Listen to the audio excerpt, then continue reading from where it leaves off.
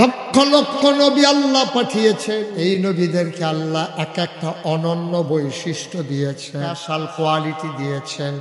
শরীয়তের ভাষায় যারা কয় মুআজ্জাজা, এমন একজন নবী পাবেন না যেই নবীরা আল্লাহ এক একটা বৈশিষ্ট্য দেন নাই, এক একজনকে এক একটা উপাধিও দিয়েছেন।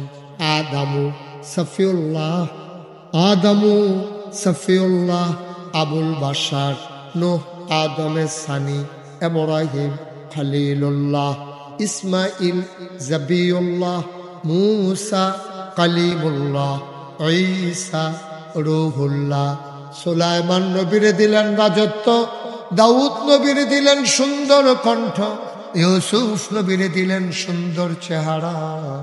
স্বাভাবিকভাবে প্রশ্ন জাগে, সব নবীরে সব দিলেন, আমার নবীরে কি দিলেন জানতে মন চায় নাকি চায় না?